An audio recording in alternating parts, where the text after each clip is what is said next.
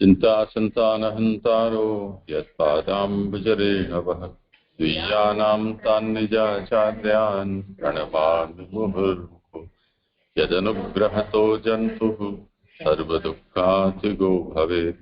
अहं सर्वदा वन्दे श्रीमद्वल्लभनन्दनम्। अज्ञानतिमिरान्धस्य ज्ञानाञ्जनशलाकया चक्षुरुन्मीलितं येन तस्मै श्रीगुरवे नमः।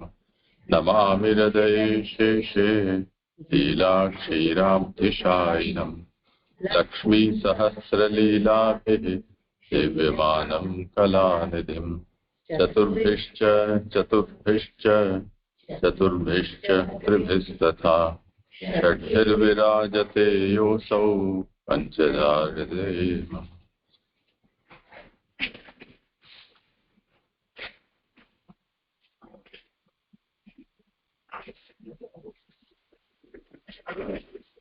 દંડવત પ્રણામ જજે. હા, સંભળાય છે અવાજ જાજે? બિલકુલ. હું બરોડાથી સ્મિતા બોલું છું. શ્લોક 25 છે, પાન નંબર 29. થોડું નિરૂપણ કરીને પછી શ્લોક લઉં છું. સમગ્ર ભાગવત શાસ્ત્રનો અર્થ આનંદરૂપ હરિની આનંદરૂપ લીલા છે. તેમાં પ્રથમ સ્કંદ અધિકાર જોયો, બીજો સ્કંદ જ્ઞાન લીલા છે. તેમાં હરિની કથાનું સાંગ શ્રવણ કહેલ છે. સાંગ શ્રવણ એટલે 10 વિધ લીલા વાળા હરિની કથાનું શ્રવણ. અહીં ત્રીજો સ્કંદ સર્ગલીલા અને વિસર્ગલીલા એમ 2 સ્કંદથી વિદુરજીની મુક્તિ બતાવી છે.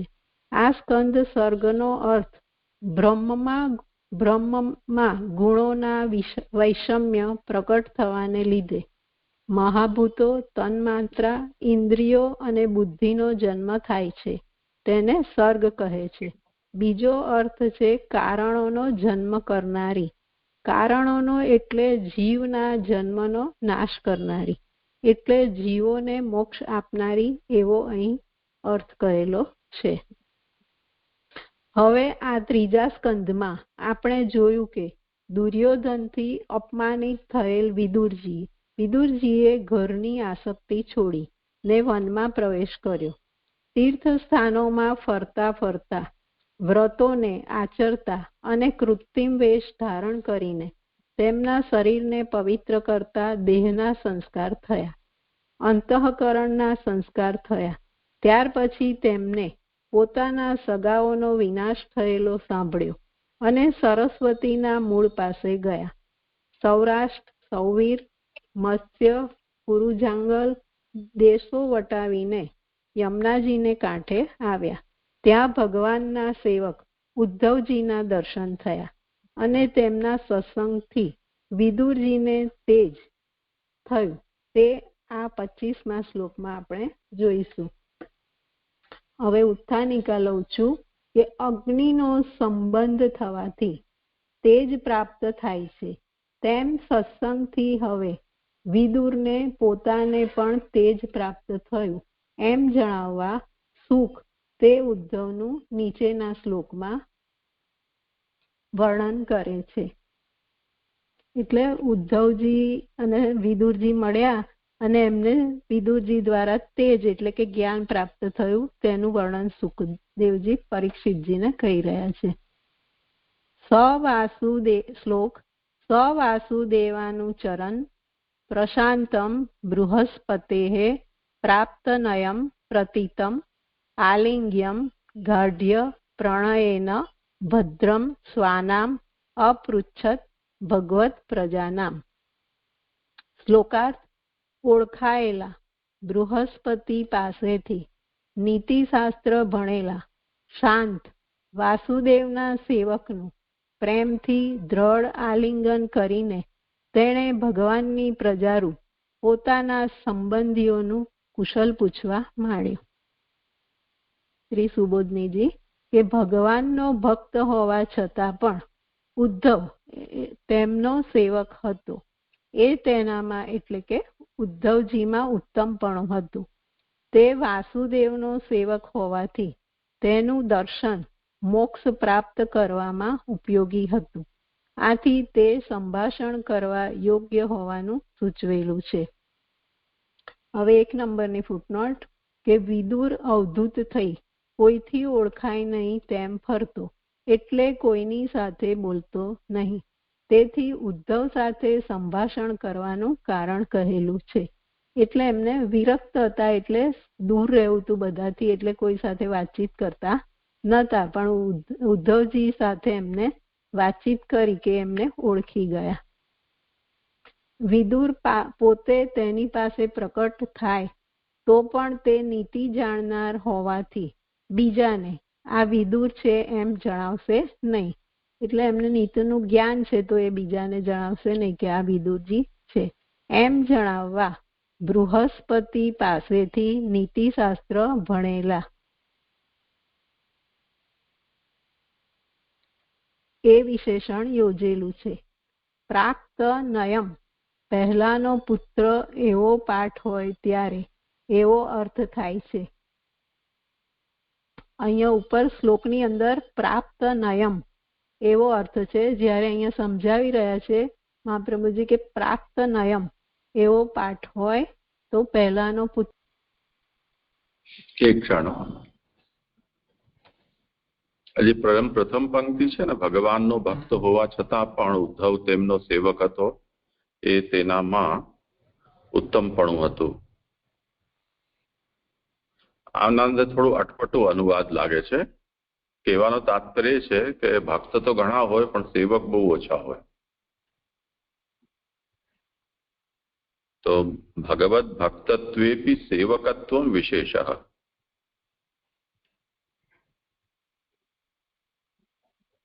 તો ઉદ્ધવજી જે છે, ઉદ્ધવજી છે કે હા, તો ઉદ્ધવજીમાં ભગવાનના ભક્ત તો એ હતા જ, પરંતુ સેવક પણ હતા. એ એમની વિશેષતા હતી. તમે નિરૂપણ કર્યું એનાથી મને કંઈક આ જ વાત હતી તો મને ખ્યાલ નથી આવ્યો. તાત્પર્ય આ છે કહેવાનું કે ભગવદ ભક્તત્વેપી સેવકત્વ વિશેષ. ભક્ત કરતા પણ સેવક વિશેષ છે. હા જી, સમજાયું. એટલે ભક્ત અને સેવક એ બેનો એ બતાવ્યો કે સેવક હોય એ ભગવાનની જે આજ્ઞા હોય એમાં જ એ કરે, અને ભક્તિ છે, ભક્ત હોય એટલે ભક્તિ છે, એનામાં એટલો ડિફરન્સ છે બે વચ્ચે. બરોબર છે.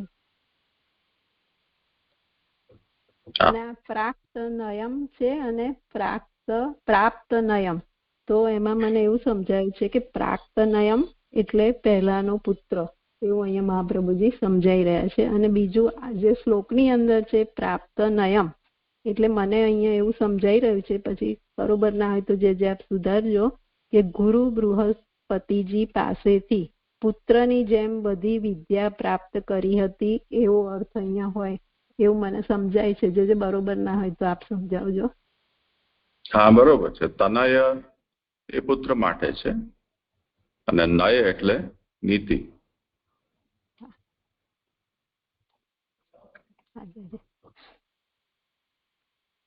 હા, પહેલી પંક્તિ આપણે કહી એમાં થોડુંક હજી સ્પષ્ટતા થાય તો સારું લાગશે કે અહીંયા સેવક ભક્ત થી શું તાત્પર્ય એમ અને ભક્ત થી તો શું તાત્પર્ય એમ. એટલે શબ્દશઃ એટલે પ્રેમ છે. ભક્તિનો મતલબ મહાત્મ જ્ઞાન પૂર્વક પ્રેમ એમ. પણ એમાં જો સેવા ઉમેરાય તો વિશેષતા છે.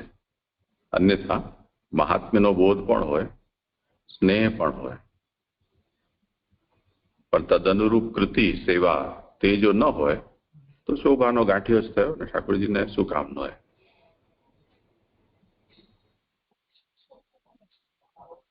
જે મોટે ભાગે આપણે પુષ્ટિ માર્ગીઓ છે એ મર્યાદા માર્ગીઓની એમ કહીને હસી ઉડાવતા હોઈએ છીએ કે જે મહાત્મીજીને ઠાકોરજી સન્મુખ ધ્યાન ધરીને બેસી જાય, કે જપમાલા લઈને બેસી જાય, કે પોથી લઈને બેસી જાય, એ તે તમે જે કરી રહ્યા છો એ તો તમારા માટે થઈ રહ્યું છે, પ્રભુ માટે શું એમાં? તો એમાં સેવકત્વ પ્રકટ નથી થતું. કદાચ તમારા અંદર આદર અને પ્રેમ યત્કિંચિત એ દેખાય. જેમ આપણે ત્યાં દર્શનીયાઓ છે બધા, અત્યારે જે પ્રજા છે જે દર્શનીયાઓ છે એની આ જ સ્થિતિ છે ને કે શરીર ક્યારે પણ ઘસાય ને ઠાકોરજી માટે એવી પ્રેરણા થતી નથી. અહીંયા ઉદ્ધવજીમાં આ વિશેષતા છે કે ભક્ત તો હતા પણ સાથે સાથે સેવક પણ હતા. એ એમની ઉત્તમતા હતી. એટલે કૃતિથી એમનું જે જીવન હતું એને એવી રીતે સમજવું, કેમ કે આપણે ત્યાં જેમ જોઈએ છે કે સેવા સ્વરૂપની સેવાનો ક્રમ હોય છે, પણ આ ઉદ્ધવજી જેવા ભક્ત તો પર્યટનમાં તત્પર હોતા હોય છે ને. એવા ભક્ત તો ઉદ્ધવજી નું અહીંયા જે મળ્યા એ કઈ રીતે સેવામાં તત્પર હતા, આપણે કેવી રીતે સમજી શકીએ? હવે અત્યારે તો ભગવાન બિરાજી જ નથી રહ્યા તો કરીશું. એટલે માનસી તરીકે સમજી શકીએ? અત્યારની અવસ્થાની વાત જ નથી. વિદુરજી અને ઉદ્ધવ તો બંને અવતાર કાળમાં છે ને. તો પ્રભુ સન્મુખ બિરાજતા હતા ત્યાં સુધી સેવક તરીકે જ ઉદ્ધવ રહ્યા છે. એ એમનો પ્રકર્ષ છે.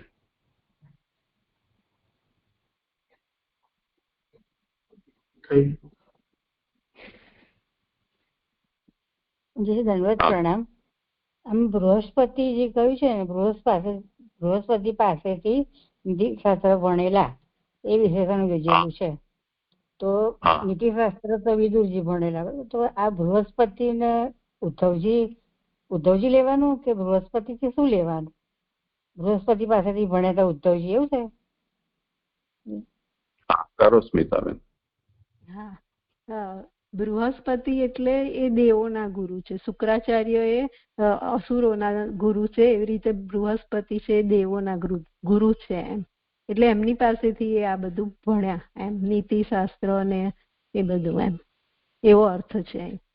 એટલે ઉદ્ધવજી બૃહસ્પતિ પાસેથી ભણ્યા. હા, બરાબર છે. બરાબર. હા, જે થયું. હા, જે બ્રહ્માજીનું પણ આવે છે ને કે જયારે ભગવાન એમને સૃષ્ટિનું એ કરે છે તો પછી ત્યારે પણ ભગવાન પ્રસન્ન થઈને કહે છે એમને કે તારે જે આ પ્રયત્ન કર્યો પરિશ્રમ, એનાથી હું પ્રસન્ન થયો છું. એટલે ભગવાન માટે જ કરેલું છે જે એમને, એ જે સેવક એ અર્થમાં જ છે ને. સેવક એટલે એ ભગવાન માટે જ પ્રયત્ન છે. જયારે પેલો આત્મ ઉદ્ધારનો પ્રયત્ન હોય એવો અર્થ લાગે છે ને. જે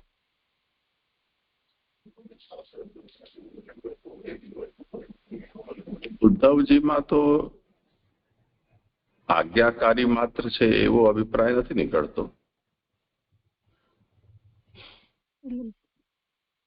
ભક્ત એ તો પ્રકટ ભગવાન છે, એમના સેવામાં પરાયણ છે, એ વિશેષતા છે.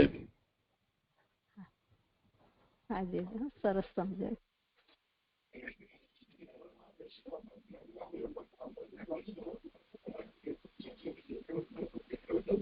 કરો આગળ.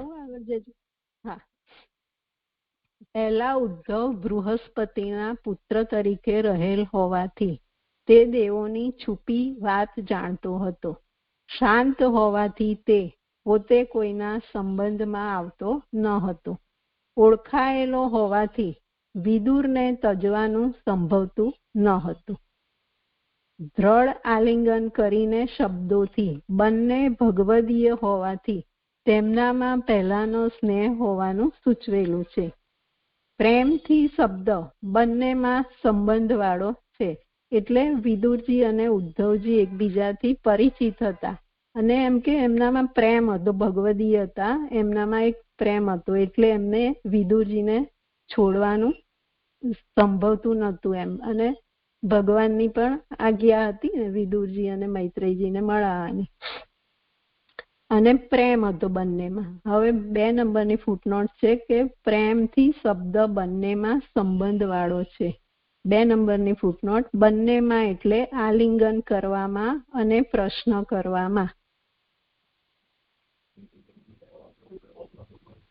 પોતાના સંબંધીઓનું કુશલ હોવાનું કારણ ભગવાનની પ્રજારૂપ શબ્દથી સૂચવેલું છે. ભગવાનની પ્રજારૂપ એટલે ભગવાને સંપૂર્ણ રીતે પાલન કરવા યોગ્ય અથવા ભગવાને અંશા અવતારથી ઉત્પન્ન કરેલા. તે ઉદ્ધવના દર્શન થતા વિદુર પોતે પણ ભગવાનનો સંબંધી થયો, એટલે તેમના સેવકોના સ્મરણથી દેહમાંના 5 મહાભૂતો પૈકી વાયુનો સંસ્કાર થયો. 3 નંબરની ફૂટનોટ છે કે વાયુ એટલે સ્મરણ સાથે રહેતો પ્રાણરૂપ વાયુ. એટલે અહીંયા એમનો વાયુનો 5 મહાભૂતો પૈકી વાયુનો સંસ્કાર થયો. આ શ્લોક જે અહીંયા પૂરો થયો.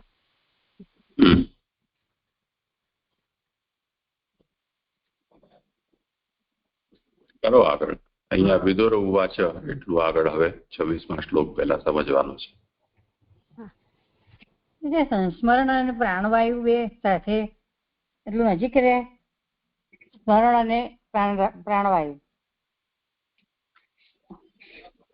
એટલે અહીંયા જે વાયુ બતાવે છે ને, તો એ જે પેલા 5 મહાભૂતો પૈકીનો વાયુ નથી, પણ અહીંયા સ્મરણ એટલે વાયુ, એની સાથે પ્રાણરૂપ જે વાયુ છે એની અહીંયા વાત કરી રહ્યા છે. 10 પ્રકારના પ્રાણ છે, તો એ સ્મરણ સાથે એમ કે જે રહે છે પ્રાણવાયુ, એની વાત અહીંયા છે એવું મને સમજાય છે. જી સમજાયું છે, બરાબર છે ને? જી સમજાયું કે સ્મરણ થી 5 મહાભૂતો પૈકી વાયુ, તો સ્મરણ અને વાયુ એ કેવી રીતે સંગત થયું એ મને ના સમજાય. સ્મરણ થી વાયુ સંસ્કાર, સ્મરણ મતલબ સેવક ના સ્મરણ.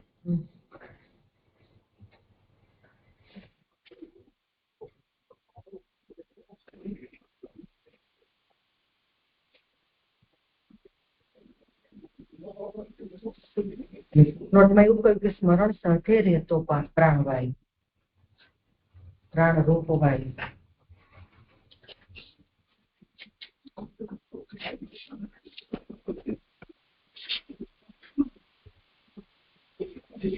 તાનિકામાં આવ્યું ને કે અગ્નિનો સંબંધ પ્રાપ્ત થવાથી તેજ પ્રાપ્ત થાય છે, એમ સત્સંગથી વિદુરને તેજ પ્રાપ્ત થયું. એટલે ઉદ્ધવના સંગથી વિદુરને તેજ પ્રાપ્ત થયું. આ એમનો સંસ્કાર છે.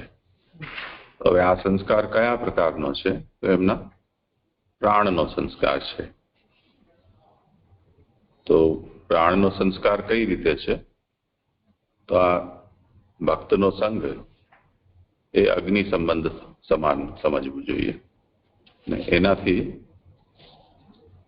આગળ હવે બધી જે સ્મૃતિઓ આવશે, ઉદ્ધવજી દ્વારા એનું વર્ણન કરવામાં આવશે, એનાથી ભગવત સ્મરણ, સેવકનું સ્મરણ, એ બધાનું થતા એમના પ્રાણવાયુનો પણ સંસ્કાર થયો એ બહાને.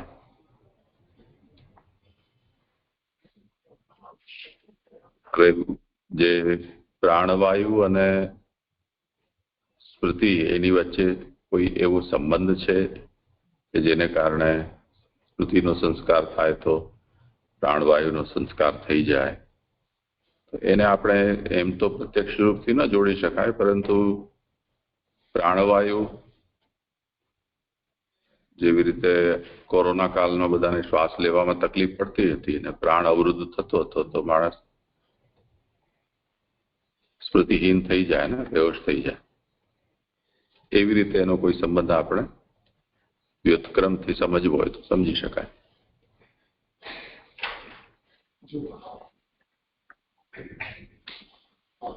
કરો ભલે આગળ. શ્લોક 26 એની ઉત્થાનિકા. ભગવદીઓનું કુશલ 2 પ્રકારનું, એક સામાન્ય એટલે સર્વનું એક સરખું, અને 2 જુદું જુદું દરેકનું. તે પૈકી ભગવાને પોષણ કરવા યોગ્ય ભગવદીઓનું સામાન્ય કુશલ ભગવાનની સ્થિતિથી થાય તેવું હોવાથી પહેલા તેવા કુશલના કારણરૂપ બનેલી ભગવાનની સ્થિતિ સંબંધી નીચેના શ્લોકમાં પ્રશ્ન કરે છે. હવે વિદુરજી કહી રહ્યા છે. વિદુર વાચ શ્લોક. કચ્ચિત પુરાણો પુરુષો સ્વનાભ્ય પાદમાનું વૃત્તેહ કિલાવર્તેણો આશાત ઉર્વ્યાહ કુશલમ વિધાય કૃતક્ષણૌ કુશલમ સૂરગેહે. શ્લોકાર્થ.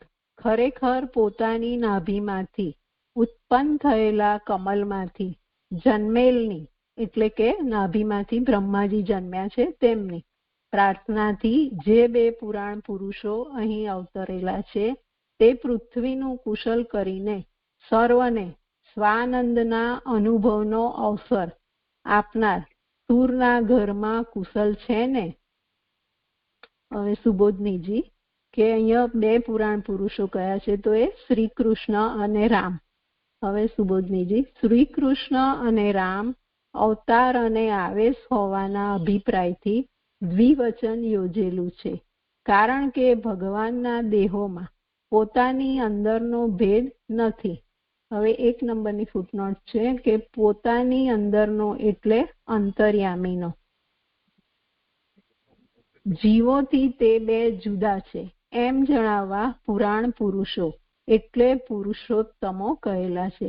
એટલે જીવની અંદર તો આ ભેદ છે અંતર્યામી અને જીવનો, જ્યારે આ પુરાણ પુરુષો એટલે સર્વથી પુરુષોમાં જે ઉત્તમ છે તો એની અંદર આ ભેદ નથી એવું અહીં કહી રહ્યા છે. આગળ કે નાભીમાંથી ઉત્પન્ન થયેલ કમલમાં જન્મેલ બ્રહ્મા સ્વનાભ્ય પાદ્મ છે તેની અનુવૃત્તિ એટલે કે પ્રાર્થનાથી અવતરેલા એમ બંનેનું સામાન્ય કાર્ય કહેલું છે. પુરાણ વગેરેમાં તેવી પ્રસિદ્ધિ હોવાથી કિલ એટલે કે ખરેખર શબ્દ યોજેલો છે. પૃથ્વીનું કુશલ એટલે તેનો ભાર ઉતારીને બધાનું જેમ કુશલ થાય તેવી રીતે દત્ત ક્ષણો અવસર આપનાર અથવા નિશ્ચિત રીતે પોતાના આનંદનો અનુભવનો અવસર આપનાર વસુદેવના ઘરમાં કુશલ છે ને એવો પ્રશ્ન છે. આ પ્રશ્નથી સર્વનું સામાન્ય કુશલ પૂછ્યું. એટલે અહીંયા વસુદેવજીનું કુશલ પૂછે છે અને કે બધા જ સર્વ સામાન્ય કે બધાનું કુશલ અહીંયા પૂછે છે, કે પ્રત્યેકનું નથી પૂછતા પણ બધાનું પૂછે છે. આ શ્લોક અહીંયા સંપન્ન થયો છે. કરો આગળ. હવે શ્લોક 27 છે.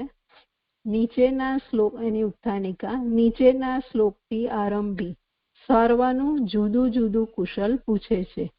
કચ્ચિત કરુણામ પરમઃ સૃહન્નો ભામઃ સ આસ્તે સુખમંગ સૌરીઃ યો વે સ્વસૃણામ પિતૃ વદ દદાતિ વરાન વદાન્યો વરત તર્પણેન.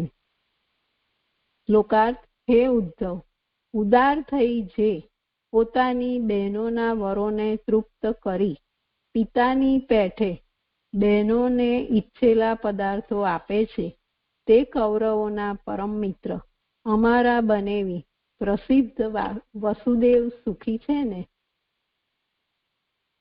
હવે સુબોધનીજી કે આરંભમાં વસુદેવનું કુશલ પૂછવાનું કારણ કૌરવોના પરમ મિત્ર અમારા બનેવી શબ્દથી કહેલું છે.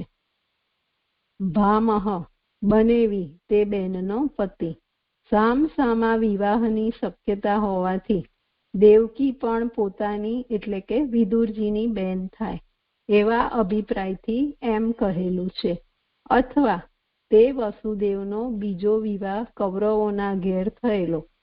કુંતી કરતા વસુદેવ મોટો હોવાથી દેશના ધારા પ્રમાણે નાની બેનનો પતિ કાળો હોવાથી વસુદેવ બનેવી થાય. વળી વસુદેવ સાથે માત્ર સંબંધ છે એમ નથી, પરંતુ તે ઉપકાર કરનાર છે એમ ઉત્તરાર્ધથી કહે છે.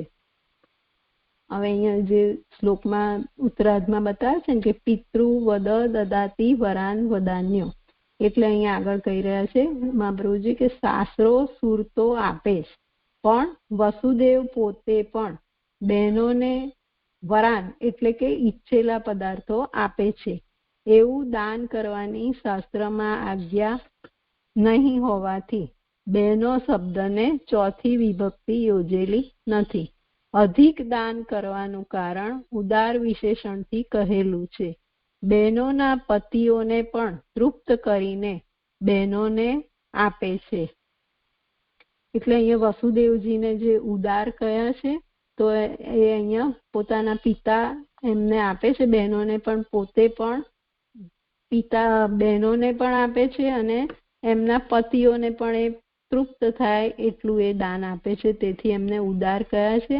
અને એમની સાથે એક સંબંધ છે જે વ્યવહારિક સંબંધ પણ છે અને તે ઉપરાંત તે ઉપકાર કરનાર પણ છે, એવું અહીંયા કહી રહ્યા છે મહાપ્રભુજી.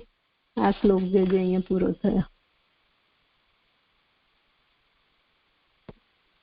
એક પ્રશ્ન હતો મને પાછલા શ્લોકમાં 26માં પ્રથમ 3 પંક્તિ જે સુબોધની આવે છે ને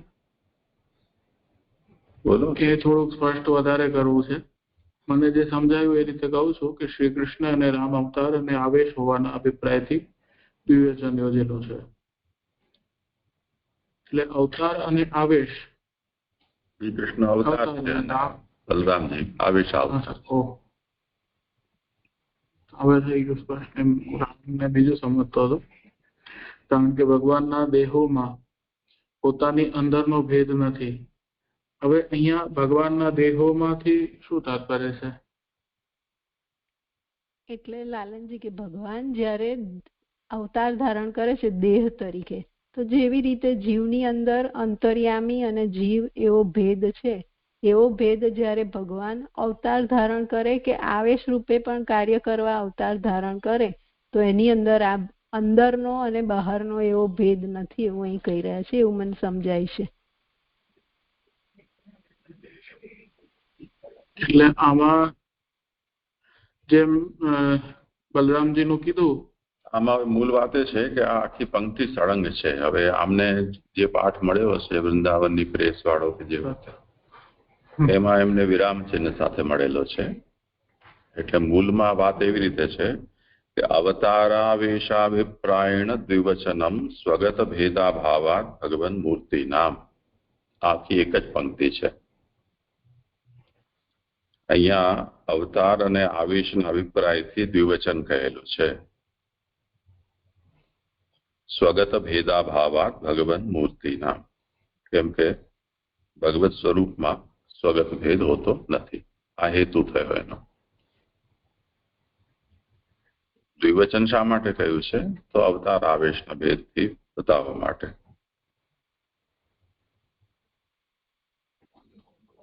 અહીંયા એમણે એ વાક્ય છે એને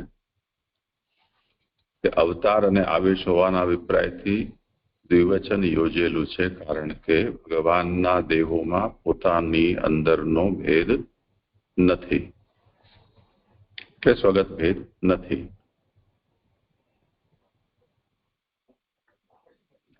આ દ્વિવચન છે એ અભિપ્રાયથી છે. એ સૂચિત કરે છે કે એક જ સ્વરૂપ હોવા અથવા બે અવતાર હોવા છતાં પણ આ સ્વરૂપતઃ એક જ છે.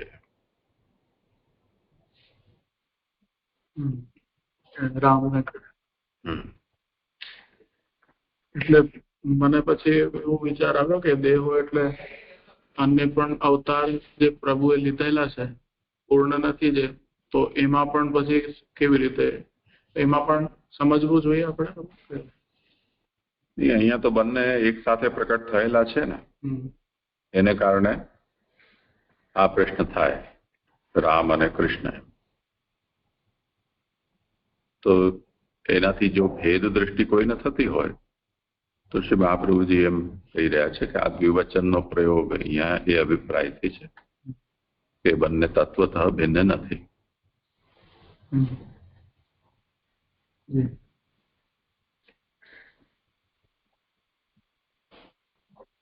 દંડવત પ્રણામ જીજી. અહીંયા 31માં પેજ ઉપર છેલ્લી બીજી લીટી છે છેલ્લેથી કે શાસ્ત્રો સુર તો આપે જ, પણ વસુદેવ પોતે પણ બહેનોને વરાન એટલે કે ઈચ્છેલા પદાર્થો આપે છે. તો અહીંયા ઉગ્રસેનની વાત કરી રહ્યા છે. ઉગ્રસેન તો કંસનો બાપ છે. હા, અહીંયા તો પછી સુર છે ને. અચ્છા, અને જે ઉપરના શ્લોકમાં શૂર ગેહે જે લખ્યું ને 26મા શ્લોકમાં પણ કુશલમ શૂર ગેહે, તો એ શૂર એટલે વસુદેવને લેવાના હે ને, અને અહીંયા જે શાસ્ત્રો શૂર એટલે શૂરસેન એવી રીતના લેવાશે ને.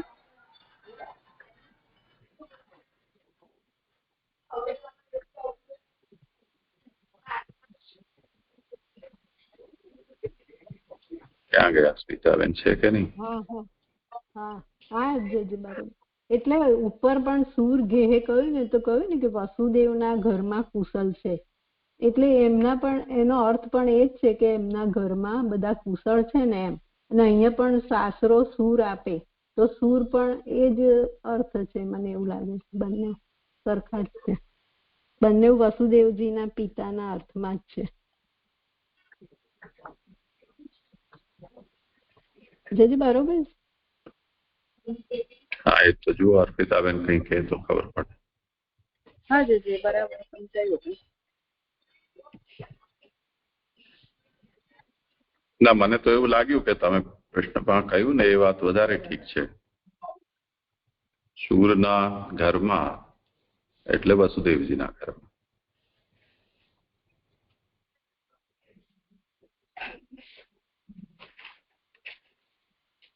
તો અહીંયા જે શાસ્ત્રો સૂર આપે તો એનાથી સુરસેન સમજો.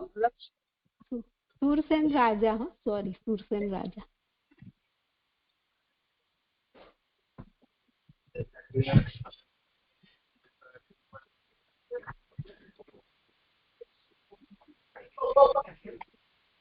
જી જી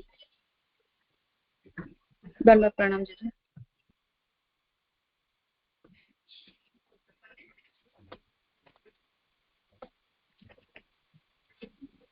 હવે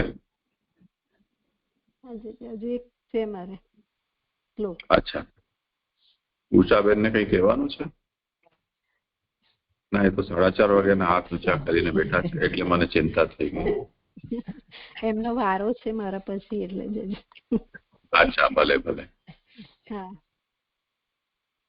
હા, આ બરોબર છે ને. જે આ શાસ્ત્રો સૂર એટલે સૂર બંને એક જ અર્થમાં છે. હા હા. હવે શ્લોક 28મો, એની ઉત્થાનિકા. યાદવોમાં સર્વથી ઉત્તમ પ્રદ્યુમ્ન સંબંધી પ્રશ્ન નીચેના શ્લોકમાં કહે છે. શ્લોક. કચ્ચિત વરુથાધિપતિ યર્દુનામ પ્રદ્યુમ્ન આસ્તે સુખમંગ વિરહ યમ રુકિમણિ ભગવતો ભિલે ભિલે આરાધ્ય વિપ્રાન સ્મરમાદિ સર્ગે. હવે એનો શ્લોકાર્થ છે કે હે ઉદ્ધવ, રુકિમણીએ વિપ્રોની આરાધના કરીને ભગવાનથી જેને પ્રાપ્ત કર્યો અને જે મૂળ સ્વર્ગમાં કામદેવ હતો, તે યાદવોનો સેનાપતિ વીર પ્રદ્યુમ્ન સુખી છે ને. હવે પ્રદ્યુમ્ન વિશે એના કુશલ સંબંધી પ્રશ્ન કરે છે. હવે સુબોધનીજી આગળ. એ જે મૂળ સ્વર્ગમાં કહ્યું છે કામદેવ હતો, એટલે આ જે પ્રદ્યુમ્ન હતા તે આગલા પહેલા સ્વર્ગમાં એ કામદેવ અને રતિ હતા, એની વાર્તા આવે છે. એ રીતે કામદેવ હતા. વરુથાધિપતિ એટલે સેનાપતિ. પ્રદ્યુમ્ન યાદવોમાં વીર અથવા યાદવોનો સેનાપતિ, અને પોતાથી જ તેમજ સેનાથી અને જન્મની પરંપરાથી વીર છે. તે પ્રદ્યુમ્ન એટલે ઘણા ધનરૂપ શબ્દથી કહેલું છે. એટલે અહીંયા ધન જે બતાવ્યું છે ઘણા ધનરૂપ, તો એ એટલો બધો વીર છે, બળવાન છે અને સેનાપતિ છે, તેમજ એની પાસે આટલી બધી સેના છે. તો મને એ અર્થમાં સમજાય છે. જે બરોબર ના હોય તો પછી સુધારજો મારું. આગળ. તેથી રાજા કરતા તેના સંબંધી પ્રશ્ન પહેલા કરેલો છે. વળી પહેલા તે સૃષ્ટિના કારણરૂપ કામદેવ હતો, જેને રુકિમણીએ ભગવાનની પ્રાર્થના કરીને વંશ ઉત્પન્ન કરવા વિપ્રોની આરાધના કરીને ધર્મ પ્રાપ્ત થાય તે માટે તપ કરીને ભગવાનથી પુત્ર તરીકે પ્રાપ્ત કર્યો. વિપ્રોની આરાધના કરીને શબ્દથી તેને પ્રાપ્ત કરવા માટે ઘણી શક્તિથી પ્રયાસ કર્યો એમ સમજાય છે. હવે 1 નંબરની ફૂટનોટ કે શક્ત્યાતિશયાધાનમ કૃતમ ઘણી શક્તિ મૂકી. પહેલાની પેઠે શંકર કામનો પરાભવ ન કરે તે માટે રૂકમિણીએ તેમ કર્યું. એટલે પહેલાના જન્મમાં પ્રદ્યુમ્નને મહાદેવજીએ શ્રાપ આપ્યો હતો કે તે દેહ રહિત થાય. તેથી વંશની ઉત્પત્તિ માટે તપ કરીને સમર્થ વીરને ભગવાન પાસેથી રૂક્ષ્મણીજીએ પ્રયાસ કરીને મેળવ્યા. અહીંયા જે આધાન શબ્દ છે એનો અર્થ અહીંયા પ્રયાસ છે એમ અહીંયા સમજાવી રહ્યા છે. હવે આગળ ફૂટનોટમાં કે પહેલાની પેઠે શંકર કામનો પરાભવ ન કરે તે માટે રૂક્ષ્મણીએ તેમ કર્યું. પ્રદ્યુમ્નમાં ઘણી શક્તિ મૂકી એવો અર્થ છે. વિપ્રોની આરાધના કરીને નો અર્થ કરતા આ કહેલ છે. પ્રદ્યુમ્ન પુત્ર પ્રાપ્ત થાય તે માટે એમ કરેલું. પુત્ર થયા પહેલા તેનામાં શક્તિ મૂક્યાનું સંભવતું નથી. તેથી બીજી રીતે અર્થ કરેલ છે. આધાનનો અર્થ પ્રયાસ પણ થાય છે.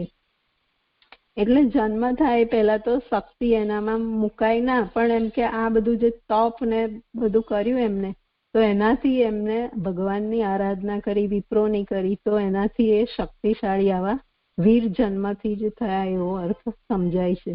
જે આ શ્લોક અહીંયા પૂરો થયો. અને મારું કંઈક ભૂલ હોય તો સુધારજો. આમાં જે દંડવત પ્રણામ. ભગવાનની આરાધના પણ વિપ્રોની આરાધના કરી છે. તો જે વિપ્રોની આરાધના થાય,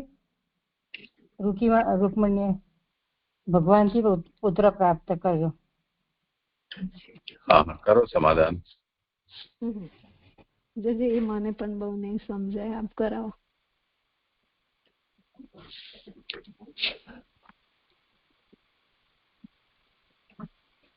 વિપ્રોની આરાધનાનો શું અર્થ સમજાય છે?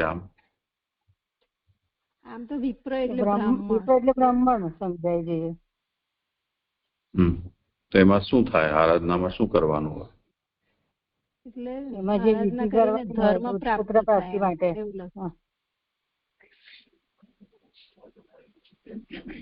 એટલે મોટાના આશીર્વાદ લઈએ ને, એવી રીતે અત્યારે પણ આપણે બધાના આશીર્વાદ લેતા જોઈએ છીએ. તો બ્રાહ્મણોના આશીર્વાદ, એમ બ્રાહ્મણો આશીર્વાદ જ આપે, તો કઈ આપે નહીં.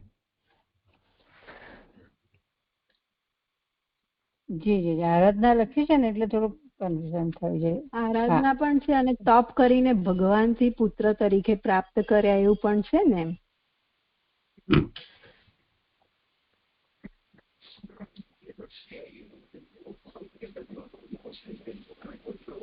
દંડવત પ્રણામ. જે અમારું નિરૂપણ અહીંયા પૂરું થયું. દંડવત પ્રણામ. સારું, કરો આગળ. હા, જે દંડવત પ્રણામ. બાપુ ઉષા બોલું છું. મારો 29મો શ્લોક છે. એના પહેલા ભાગવત ના 12 પાન પર થોડુંક આવે છે આમાં શ્લોકોમાં, એ લઉં છું. તીર્થો સેવવાથી તે વિશુદ્ધ એટલે કામના રહિત થયેલો, વિદુર માટે કહેવાય છે. વળી તેને ઇન્દ્રિયો પર વિજય તો પહેલા જ પ્રાપ્ત કરેલો હતો. પછી તેને ઉદ્ધવનો સત્સંગ થયો ને તેથી તેને ઘણો આનંદ થયો. એ શ્લોક 24-25માં કહ્યું. તેને તો ઉદ્ધવના સત્સંગથી ઘણો આનંદ થયેલો. ઉદ્ધવને ભગવાન સંબંધી પ્રશ્ન કરાશે એવા વિચારથી આનંદ થયો ન હતો. પછી તેને ઉદ્ધવને 3 પ્રશ્નો કર્યા. એક ભગવાનના કુશળ સંબંધી ખાસ પ્રશ્નો શ્લોક 26માં, બીજું સર્વના કુશળના બહાનાથી ભગવાનના કુશળ સંબંધી સામાન્ય પ્રશ્ન શ્લોક 27-41માં નિરૂપણ છે, અને ત્રીજું ભગવાનના ચરિત્ર સંબંધી પ્રશ્ન શ્લોક 45માં. હવે 32મા પાન પર 29મો શ્લોક લઉં છું. જે શ્લોક 29માં, કચ્ચિ સુખમ સાત્વત વૃષ્ણિ ભોજ દાર્શાહ કાનમ અધિપઃ સ આસતે યમભ્ય સિંચત સત્પત્ર નેત્રો નુપાસનાશમ પરિહત્ય દુરાત. શ્લોકાર્થ. રાજ્યાસનની આશાને અત્યંત ત્યાગ કરીને જેનો કમલ જેવા નયનવાળાએ અભિષેક કર્યો તે સાત્વતો, વૃષ્ણિઓ, ભોજો અને દાર્શકોનો અધિપતિ સુખી છે ને. એને ઉગ્રસેન રાજા માટે આ પૂછી રહ્યા છે કુશળ સમાચાર. હવે સુવર્ધિનીજી. રાજા ઉગ્રસેનને રાજ્ય તો કાગડાનું બેસવું અને દાળનું પડવું એ રીતે પ્રાપ્ત થયું એમ ઉત્તરાર્ધી કહે છે. મરેલા પુત્ર એટલે કે કંસનું દુઃખ ન ગણતા તેને રાજ્ય સ્વીકાર્યું. તેનું કારણ કમલ જેવા નયનવાળાએ અભિષેક કર્યો શબ્દથી કહેલું છે. એટલે અહીંયા લખ્યું સત્પત્ર નેત્ર નૃપાસનાસમ પરિહત્ય દુરાત. એટલે ઉગ્રસેનને રાજ્ય તો મળ્યું એવું જ નહોતું, કેમ કે કંસે તેમને કેદ કરેલા હતા. હવે ભગવાને કંસને મારી અને ઉગ્રસેનને રાજ્ય આપ્યું. એટલે અહીંયા કીધું છે કાગડાને બેસવું ને દાળને પડવું, કે જે એમના માટે શક્ય જ નહોતું રાજ્ય કરવા માટે. હવે આગળ કહે છે કે કમલ જેવા નયન વાળા ભગવાન દ્રષ્ટિથી સર્વ દુઃખ દૂર કરનારા છે. પરિહત્ય દુરાત એટલે સર્વ દુઃખ દૂર કરનારા છે એમ સમજાય. અત્યંત એટલે પુત્ર તથા પૌત્ર મારફત માટે પણ તેમને રાજ્યની આશાનો ત્યાગ કર્યો. જે મને આ છેલ્લી લીટી સમજાઈ નહીં. અત્યંત એટલે પુત્ર તથા પૌત્ર મારફતે પણ તેમને રાજ્યની આશાનો ત્યાગ કર્યો. હવે આ કોણ માટે વપરાય છે ને આ અહીંયા શબ્દનો અર્થ પણ મને ના સમજાયો, કે શ્લોકમાં મને આ શબ્દનો અર્થ ના સમજાય પડ્યો. આ કોઈને સમાધાન કરવું હતું.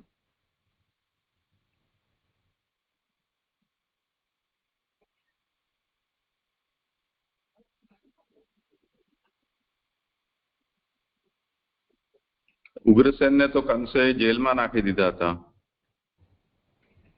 એટલે જીવતા જીવ તો એમને ક્યારે પણ કંસ મરી જાય ને એના દીકરાથી મળે એવી કોઈ આશા એમને રહી ન હતી એમ કહી રહ્યા છે.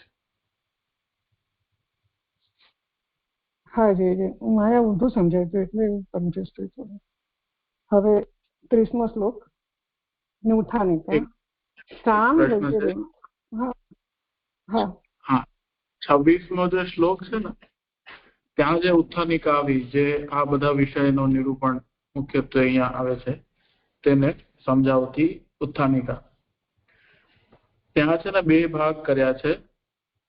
બીજી પંક્તિમાં આવે છે કે તે પૈકી ભગવાને પોષણ કરવા યોગ્ય ભગવતીઓનું સામાન્ય કુશલ, અને બીજું છે કે ભગવાનની સ્થિતિ થાય તેવું હોવાથી પહેલા તેવા કુશલના કારણરૂપ બનેલી ભગવાનની સ્થિતિ સંબંધી નીચેના શ્લોકમાં પ્રશ્ન કરે છે. એટલે અહીંયા સમજવું કેવી રીતે કે આ બધા ભગવાનની સ્થિતિ એટલે ત્યાં ભગવાન બિરાજી રહ્યા છે એટલે બધા સકુશલ હશે એવું કઈ, એટલે આની શું તાત્પર્ય હશે એમ સ્થિતિથી?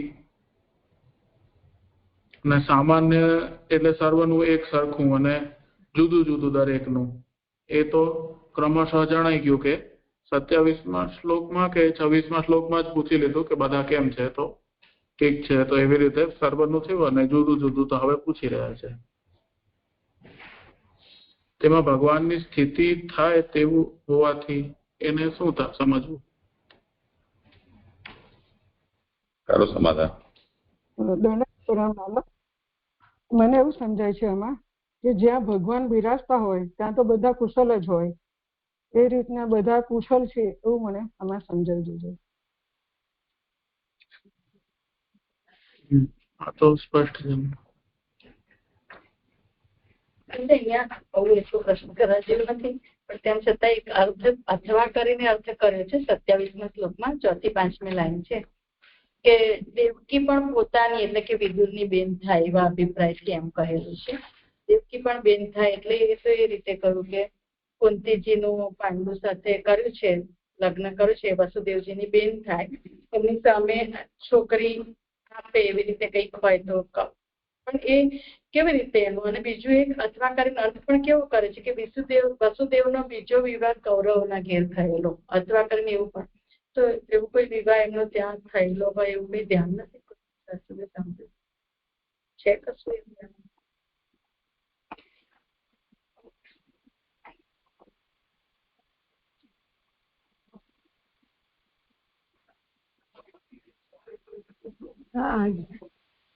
જે મને અહીંયા એવું સમજાય છે કે આ ઉપર જ બતાવ્યું છે ને કે સામસામા વિવાહની શક્યતા હોવાથી, એટલે પહેલા આવી રીતે એકબીજા સામસામે દીકરી આપવાનો અને લેવાનો જે વ્યવહાર હતો તો એવી રીતે અહીંયા એમ કે કુંતીજી પણ ત્યાં પરણાયેલા છે અને દેવકીજી પણ.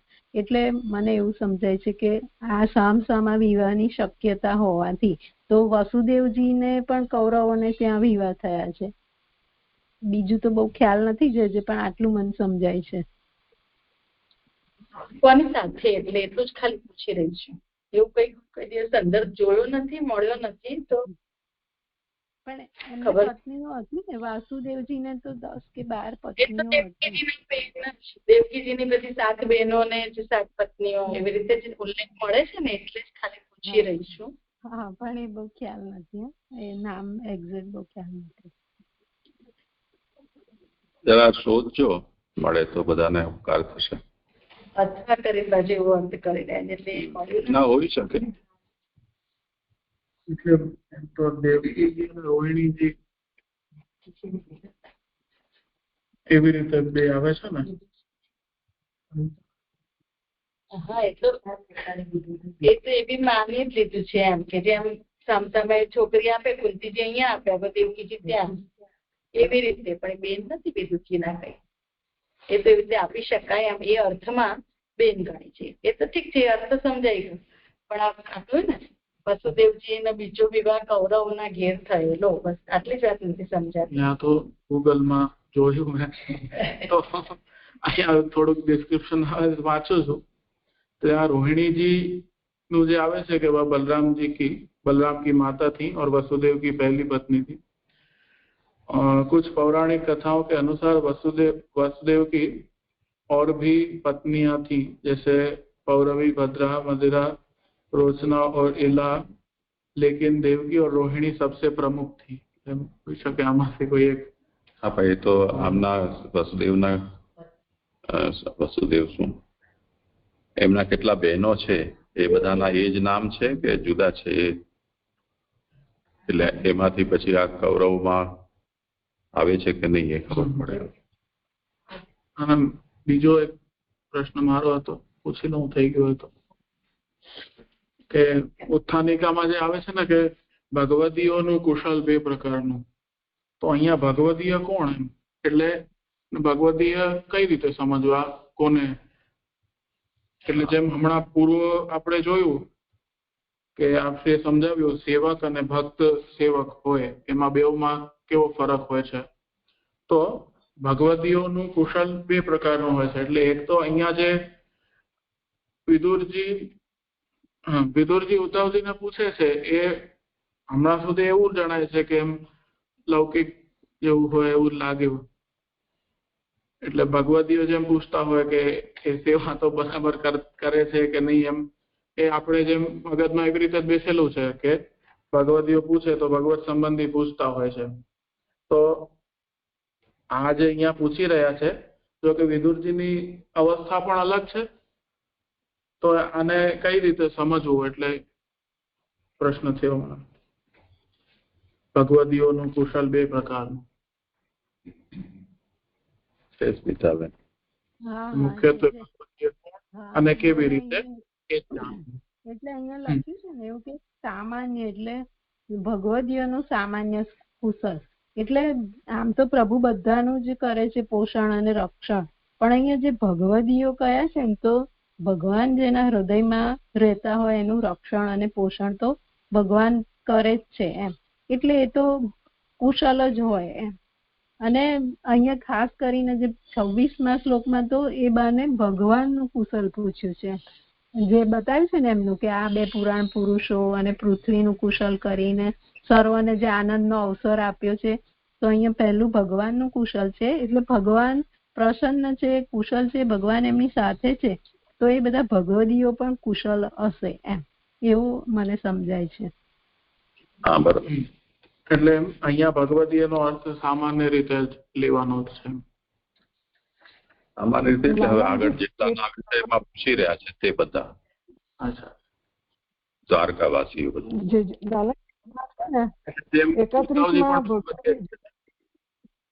ઉદ્ધવજી પણ ભગવદીય છે, વિદુરજી પણ ભગવદીય જ છે.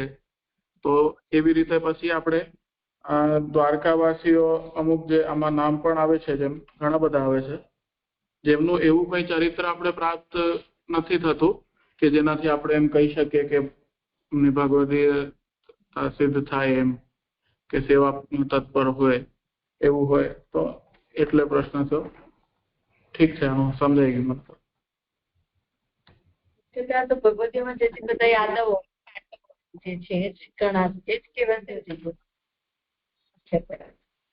અને આમ સામાન્ય કુશલ ભગવાનની સ્થિતિથી થાય તેવું એટલે બધાએ કહ્યું, પણ થોડું કેવું ભગવાનની સ્થિતિથી એટલે ભગવાન કુશલ છે તો બધા કુશલ છે એમ એવી રીતે સમજી શકાય. હા એ જ વાત છે. દંડવત પ્રણામ છે.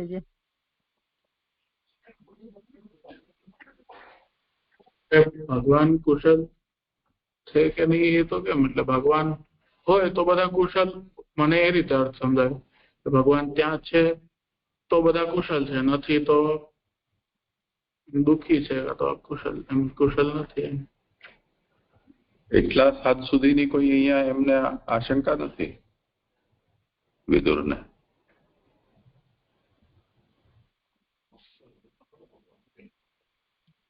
શૂરના ઘરમાં કૃષ્ણ બલરામ રાજી ખુશીમાં છે.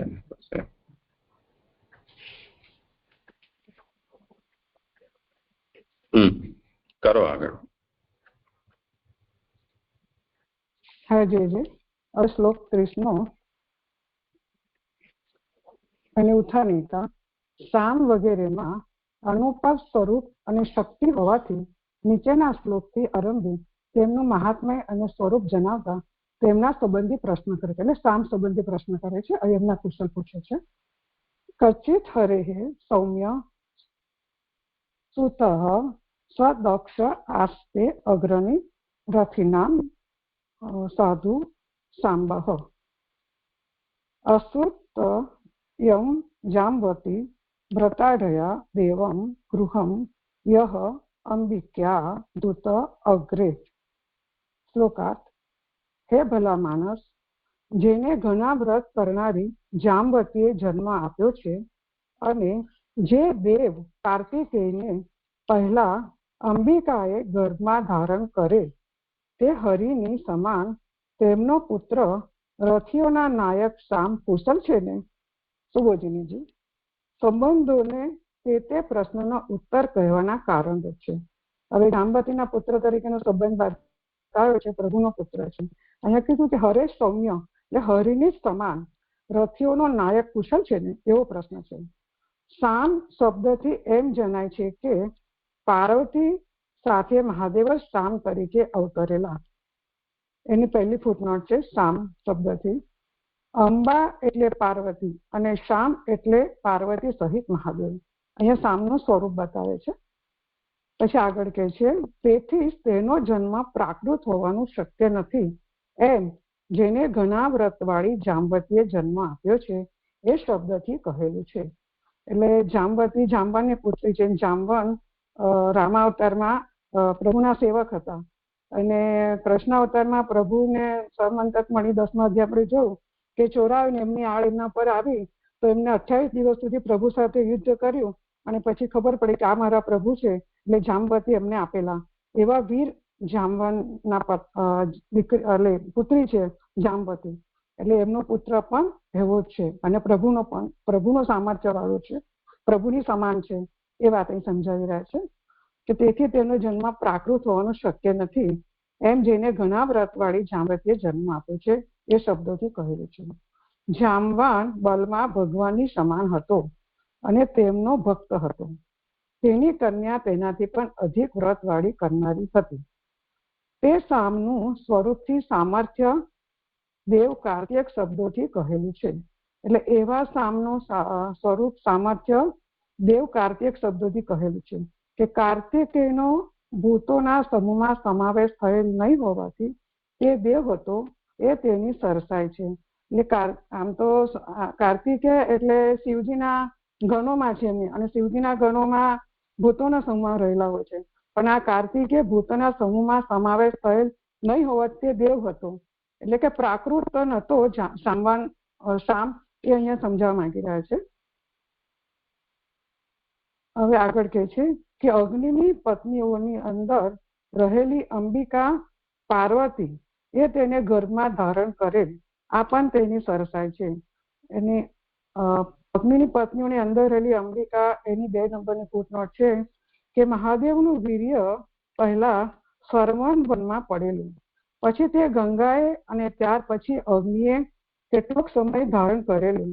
તેથી અગ્નિના પત્નીઓમાં રહેલી અંબિકાએ ધારણ કર્યાનું કહેલ હોવાનું જણાય છે. એ મહાભારતમાં વન પર્વ અધ્યાય 223 કહેલું છે. એટલે આમાં અગ્નિની 13 પત્નીઓ હતી, તેમાં અંબિકાએ તેનું ધારણ કરેલું, એટલે આ તેની પણ સરસાઈ છે એમ સમજાવે છે. અહીં 30મો શ્લોક સંપન્ન થઈ જશે.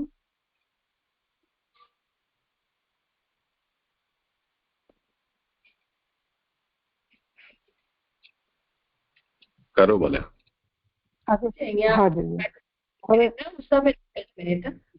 અગ્નિની પત્નીઓને અંબિકા કહી, આમ કૌંસમાં પાર્વતી લખ્યું અને પછી નીચે અગ્નિની પત્ની કહ્યું.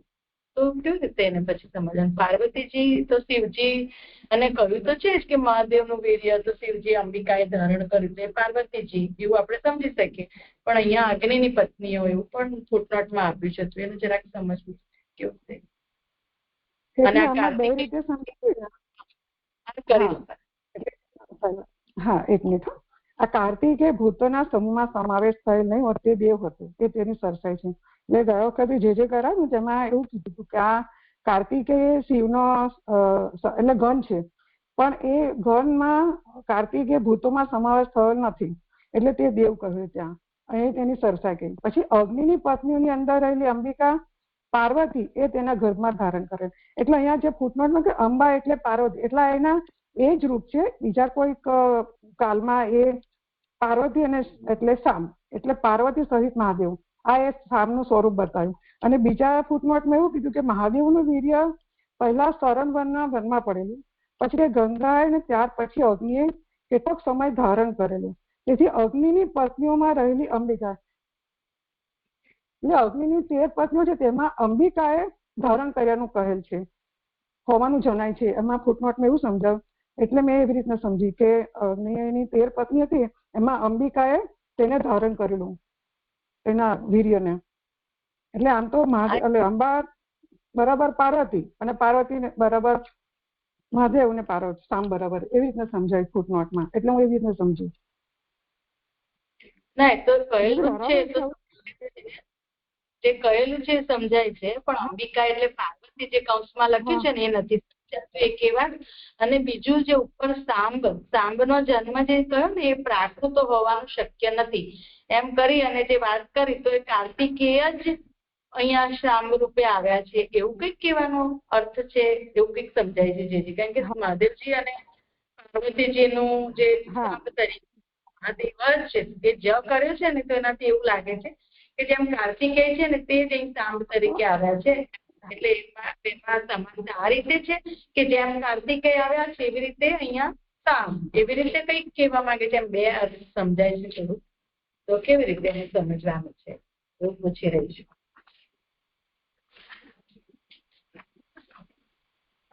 કારણ કે જન્મની પ્રાકૃતતા પણ બંનેની નથી ને એવું કહ્યું, એટલે જરાક સમજવું.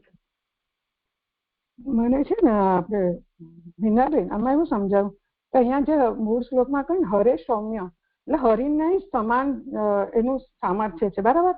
એ તો આપણે શ્લોકમાં સમજાય. અને એથી વિશેષ અહીંયા સમજાયું કે તેનો જ પ્રાકૃત હોવાનું શક્ય નથી, કારણ કે જમવાથી પણ કોઈ સામાન્ય નથી બતાવે. તો એ રીતના મને એમનું સામર્થ્યના સ્વરૂપનું ધ્યાન થાય છે. હવે જે પછી વધારે કરાવે તો જે આપ કરાવો છો, મને નહીં સમજાય એનાથી વધારે. હા, જોઈએ બીજા કોઈ.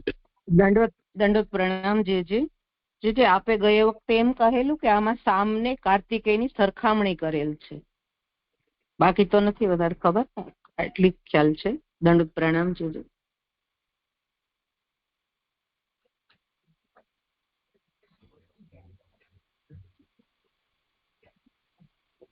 હા, ઓર કોઈને છે કેવું છે? પ્રણામજી છે એ જ વાત અહીંયા કરી રહ્યા છે ને, તે સાંબના સ્વરૂપથી સામર્થ્ય દેવ કાર્તિકી, એટલે જેવી રીતે જાંબવતી એણે આવી રીતે અપ્રાકૃત પુત્રને જન્મ આપ્યો, જેમ અંબિકાએ દેવ કાર્તિકેયને. તો અત્યારે જે જાંબવતી છે એટલે એમના એ જે જાંબવાનની જે બધી વાત કરી એ પણ મહાદેવ અને પાર્વતી સાથે જ, એટલે કે પાર્વતી સાથે મહાદેવ જ અહીંયા સાંબ તરીકે અવતરેલા છે. તો મહાદેવ પાર્વતી સાથે મહાદેવ જ સાંબ તરીકે જકાર આપ્યો છે ને, એટલે એ જ કાર્તિકેય જ છે, સાંબ તરીકે અવતર્યા છે. કાર્તિકેયનું જે સ્વરૂપ એમ સમજી શકાય એમ પૂછું છું કે કાર્તિકેય જ અવતર્યા છે કે પછી કેવી રીતે એને સમજવાની એમ, કારણ કે એમની સાથે સરખામણી પણ નીચે કરે ને કે કાર્તિકેય, તો અહીંયા કાર્તિકેયને લાવવાની શું જરૂર હતી? તો એ સરખામણી જે કરી એનાથી એવું સમજાય છે કે પાર્વતી સાથે મહાદેવ જ સાંબ તરીકે અવતરેલા, તેથી તેમનો જન્મ પ્રાકૃત હોવાનું શક્ય નથી. એ જે કહ્યું ને, તો અપ્રાકૃતતા જે બતાવી રહ્યા છે, પ્રાકૃત નથી એમ જે બતાવી રહ્યા છે, તે પાર્વતી સાથે મહાદેવ જ સાંબ તરીકે, સાંબ આવો છે, સામર્થ્યવાન છે. એટલા માટે હું એવું પૂછી રહી છું કે કાર્તિકેય છે એ જ અવતર્યા સાંબ તરીકે એમ, એવી રીતે સાંબનું સ્વરૂપથી સામર્થ્ય દેવ કાર્તિકેય શબ્દોથી કહેલું છે. બરાબર. એટલે પિતા પુત્ર તરીકે પ્રકટ થાય છે, એટલે કાર્તિકેયનું પ્રકટ થવું એ મહાદેવનું જ પ્રકટ થવા બરાબર છે, એ અભિપ્રાયથી આ કહી રહ્યા છે. સાંબ પણ એવી રીતે સાંબ જે છે મહાદેવ જ છે એમ. તો પાર્વતી સહિત મહાદેવ અહીંયા ભગવાનના ઘરમાં પ્રકટ થયા. અને આ છેલ્લી લાઈનમાં જે કહ્યું અંબિકા, તો એ તો પાર્વતીજી અહીંયા લખેલું છે અગ્નિની પત્ની. એ પછી એ અગ્નિની પત્નીઓમાં રહેલી અંબિકાએ મહાદેવનું વીર્ય ધારણ કર્યું એમ. તો એનું અહીંયા હા અગ્રે ધૃતો કહ્યું ને, યો અંબિકયા ધૃતો અગ્રે. તો મૂળમાં જ વિદુરજી જ આ વાત કહી રહ્યા છે કે દેવ કાર્તિકેયને પહેલા અંબિકાએ ગર્ભમાં ધારણ કરે. તો એ આજે હરિવંશમાં વન પર્વમાં કહી રહ્યા છે. એ કથાનો સંદર્ભ એ કહેતા હોય એવું લાગે છે.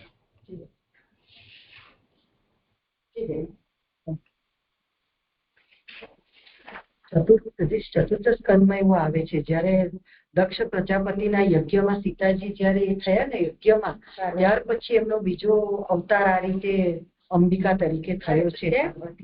એ જ બરાબર છે, તો હું સમજુ છું અંબિકા એટલે પાર્વતી, પણ અગ્નિની પત્ની પાર્વતી અંબિકા એ પાછું કહ્યું ને, એમાં મને કન્ફ્યુઝન કે સ્વધા અને સ્વાહા એ છે ને એ પ્રશ્ન એટલે થાય. મહાભારત માંથી પણ જોઈ તો લઈ આટલું તો સ્પષ્ટ થયું. હા કરો આગળ.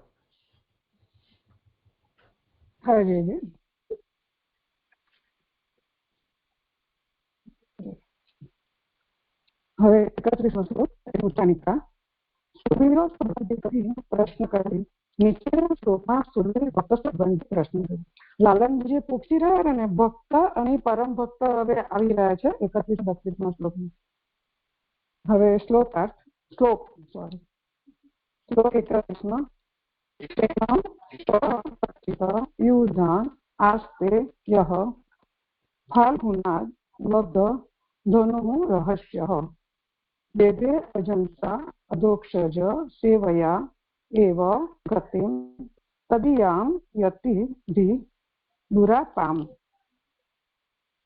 શ્લોકાર્થ. જેને અર્જુન પાસેથી ધનુર્વિદ્યાનું રહસ્ય પ્રાપ્ત કર્યું અને ભગવાનની સેવાથી યતિઓથી પ્રાપ્ત થઈ ન શકે તેવી તેમની ગતિ સહેલાઈથી પ્રાપ્ત કરી તે યુધાન કુશળ છે ને. હવે સુબોધિનીજી, યુધાન એટલે અર્જુનનો શિષ્ય સાથી, ગતિ એટલે ફલરૂપ ઉત્તમ ભક્તિ. તે પ્રાપ્ત કરવાનું સાધન ભગવાનની સેવા જ છે, પરંતુ જ્ઞાન પર નથી એમ યતિઓથી પ્રાપ્ત થઈ ન શકે તેવી એ વિશેષણથી કહેલ છે. આમાં મૂળ શ્લોકમાંથી પર્યામ યતિભી દુરાપામ એટલે કે યતિઓથી પ્રાપ્ત થઈ ન શકે તેવા વિશેષણથી કહ્યું છે. યુધાન એ અર્જુનનો શિષ્ય હતો અને એ ભક્ત પણ હતો અને ભગવાનની સેવા જ હતી. એ પણ એ જે કંઈ સાધન હતું એ ભગવાનની સેવા જ હતી, પરંતુ જ્ઞાન પણ નથી એમ વ્યક્તિઓથી પ્રાપ્ત થઈ ન શકે એવા એ વિશેષણથી કહેલું છે. આ 21મો શ્લોક સંપન્ન જોજો. 32માં લઈ લો જોજો. એક મિનિટ, દંડવત પ્રણામ જીજી. અહીંયા જે ભગવાનની સેવા કીધું તો એ યુયુધાને ભગવાનની સેવા કઈ રીતના કરી કહેવાય?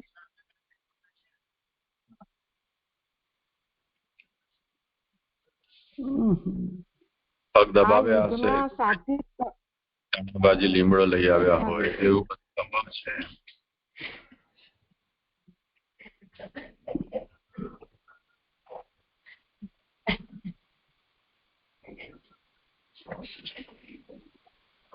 તમારા પ્રશ્નો બધા બહુ અઘરા બહુ હોય છે.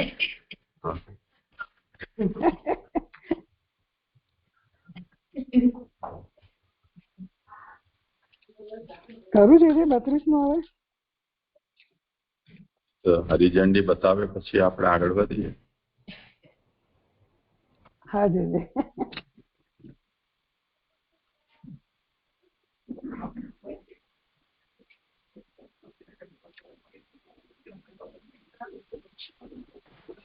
હા જે અર્જુનના દંડવત પ્રણામ છે.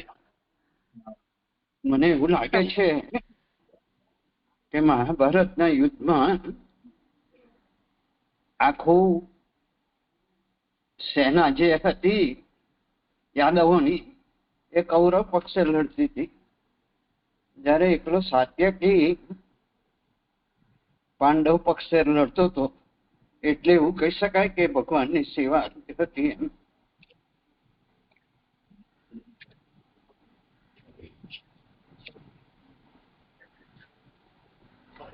વિદુરજી તો બહુ અંતરંગ રહ્યા છે બધાના. બધા સાથે એ લોકો 100 વર્ષ રહેલા છે. એટલે એમણે જેટલી નિકટતાથી આ બધાનો અનુભવ કરેલો છે, એમના વ્યવહારોનું અવલોકન કરેલું છે, દરેકના ભાવોને જાણ્યા છે, એ અહીંયા જેટલું શાસ્ત્રમાં પ્રસિદ્ધ છે કે ઇતિહાસમાં જે લખાયેલું છે એનાથી ઘણું વધારે છે. અહીંયા એમના શબ્દો જે ઉપલબ્ધ છે એનાથી આપણને અનુમાન કરવું રહ્યું. જ્યારે આટલા બધાના પૂછી રહ્યા છે એમાંથી જેનું નામ આપણને યાદે ના આવે એવાની અહીંયા પ્રસન્નતા પૂછી રહ્યા છે, તો વિશિષ્ટ એમનું કોઈનો કોઈ ચરિત્ર હશે, ભગવાનના અંતરંગ રહ્યા હોય એવી. અહીંયા જે કહ્યું છે એનાથી જ આપણને સમજવું રહ્યું. યુદ્ધમાં પાંડવો તરફથી લડવું એ ભગવાનની સેવા એ થોડું લાંબુ પડી જાય એવું વિચારું. બરાબર છે. આ તો મને વિચાર આવ્યો એટલે મેં એ કર્યું. આપણને તો ઉપલબ્ધ એટલું જ છે સાત્વિકનું ચરિત્ર, એટલે આપણે એની જ કલ્પના કરીએ. પણ એને અહીંયા જે રીતે વર્ણવવામાં આવ્યું છે, જે રીતે પ્રશ્નમાં, એનાથી એવું નથી લાગતું કે પાંડવો તરફથી યુદ્ધ લડવું એ ભગવાનની આવી સેવા કે જેનાથી એમને ભક્તિ અને ઉત્તમ ગતિ પ્રાપ્ત થાય. કલ્પના ગૌરવ થઈ છે. બીજી એક વાત એ કેવી હતી કે મારા પ્રશ્નનો સમાધાન ભાગવતાર્થમાંથી મળ્યો છે. એટલે મેં જે પૂછ્યું હતું કે વિદુરજી જેવા ભક્ત ભગવદીઓનું પૂછી રહ્યા છે, એ ઉત્થાનિકામાં આવ્યું હતું. અને ભગવદીએ જે કુશલ પૂછતા હોય છે એ કંઈક અલગ શૈલીનું હોય છે, અને અહીંયા વિદુરજી પૂછી રહ્યા છે એ થોડુંક કંઈક કુશલ છે, લૌકિક એવું લાગે આપણે જણાય એવું. તો ભાગવતાર્થમાં 12મા પૃષ્ઠ ઉપર એ મળે છે કે ઉદ્ધવજી જે પણ એટલે પૂછી રહ્યા છે એ બધું એટલે સર્વના કુશલના બહાનાથી ભગવાનના કુશલ સંબંધી સામાન્ય પ્રશ્ન. એટલે 27 થી 41 સુધીના શ્લોકમાં એવી રીતે કરી રહ્યા છે. બસ એટલું જ કેવું હતું મારે. એ પહેલા પેરેગ્રાફની છેલ્લી 2-3 પંક્તિમાં એ આવે છે. બસ. હા, કરો. હા જી. હવે શ્લોક 32મો નીચેના શ્લોકમાં પરમ ભક્ત સંબંધી પ્રશ્ન કરે છે. અહીંયા સુરવીર ભક્ત સંબંધી પ્રશ્ન કરે. 31માં 32માં પરમ ભક્ત સંબંધી પ્રશ્ન કરે છે. કચ્ચિત બુધ સ્વસ્તિ અન્મિવ આસ્તે સ્વફલક પુત્ર ભગવત પ્રપન્ન યહ કૃષ્ણ પાદ અંકિત માર્ગ પાસુષુ અચેષ્ટત પ્રેમ વિભિન્ન ધૈર્ય. હવે શ્લોકાર્થ. પ્રેમને લીધે ધૈર્ય જતું રહેતા જે શ્રી કૃષ્ણના ચરણના ચિહ્નવાળી માર્ગની ધૂળમાં આડોટે અને જે ભગવાનને શરણ આવેલ તે ડાહ્યો સ્વફલકનો પુત્ર અક્રૂર કુશળ અને નિરોગી છે ને. હવે સુબોધીનજી, ભગવાનને શરણ આવેલ તેથી જ અક્રૂર ડાહ્યો હતો. અનમિવ એટલે નિરોગી, જે મૂળ શ્લોકમાં ઉપરમાં કહ્યું છે સ્વસ્ત્ય અનમિવ આસ્તે. તે શ્રી કૃષ્ણની સેવા કરવા યોગ્ય છે એમ જાણવા તેવો નિરોગી હોવાનો પ્રશ્ન કરેલો છે. સ્વફલકનો પુત્ર એટલે અક્રૂર. ભગવત પ્રપન્ન એટલે ભગવાનને શરણે આવેલ તેની ભક્તિ લોકમાં પ્રસિદ્ધ છે. જ્યારે અક્રૂરજી ભગવાનને લેવા આવ્યા ગોકુળમાં અને જે પ્રભુના ચરણ ચિહ્ન જોયા અને એમાં જે આડોટ્યા તે પ્રસંગને અહીંયા આગળ વિદુરજી કુશળ પૂછી રહ્યા છે. તેની ભક્તિ લોકમાં પ્રસિદ્ધ છે એમ ઉત્તરાર્ધથી કહેલું છે. માર્ગની ધૂળ ઘણી જ અપવિત્ર હોય છે. તે પણ શ્રી કૃષ્ણના ચરણના ચિહ્નવાળી હોવાથી તેને ગંગા કરતા ઉત્તમ માનીને તેમાં તે આડોટે. આમાં જે પૂર્વાર્ધમાં કહ્યું છે કે યહ કૃષ્ણ પાદ અંકિત માર્ગ પાસુસ્વ ચેષ્ટત, એને સમજાવ્યું. આડોટેલ શબ્દથી એમ સૂચવેલ છે કે ભક્તિના આવેશને લીધે તેને લૌકિક પદાર્થનું જ્ઞાન ન હતું. એટલે હવે સામાન્ય કોઈ ધૂળમાં આડોટાય નહીં, પણ આ તો પ્રભુના ચિહ્નવાળી હતી એટલે એમાં અક્રૂરજી આડોટ્યા. અને અહીંયા એવું સમજાવી રહ્યા છે કે કોઈ ધૂળમાં આડોટે તો એ ભક્તિના આવેશને લીધે તેમને આડોટે એમ. લૌકિક પદાર્થનું જ્ઞાન તેમને ન હતું. ભક્તિના આવેશના લીધે તેમને લૌકિક પદાર્થનું જ્ઞાન હતું. પ્રેમને લીધે ધૈર્ય જતું રહેતા શબ્દથી એમ કહેલું છે કે તેનામાં એટલે કે અક્રૂરમાં ભક્તિનો આવેશ થયેલ હોવાથી ભાન કરાવવા છતાં પણ તેને ભાન થયેલું નહીં. કારણ કે ધૈર્ય વાળો હોય તે બધું સમજવાની શક્તિ વાળો હોય છે. આમાં જે ઉત્તરાર્ધમાં કહ્યું છે પ્રેમ વિભિન્ન ધૈર્ય, એને સમજાવ્યું કે એટલા બધા પ્રેમના આવેશ વાળા હતા તો અને ધૈર્ય વાળા પણ હતા. એટલે એમના ભક્તિના આવેશ હોવાથી એમને ભાન કરવા છતાં પણ તેમને ભાન થયેલું નહીં. એવા ધૈર્ય વાળા હોય તેને બધું સમજવાની શક્તિ વાળા હોય છે. એટલે અક્રૂરજી આવા હતા અને એવા અક્રૂરજીની કુશળતા વિદુજી પૂછી રહ્યા છે. શ્લોક 32 સંપન્ન થઈ ગયું. હવે શ્લોક 33માં છે, લઈ લઉં છે. બહુ સિરિયસ નથી પણ ડાયાને કેવી રીતે બીજી કહેવાનું. ગુજરાતીમાં બહુ ડાયો ન થાય એમ આપણે કહીએ કે બહુ થોડો કટાક્ષમાં આવે. આમાં બુદ્ધ જે છે ને એનો અનુવાદ છે ડાયો. ઘણી બધી જગ્યાએ આવે છે.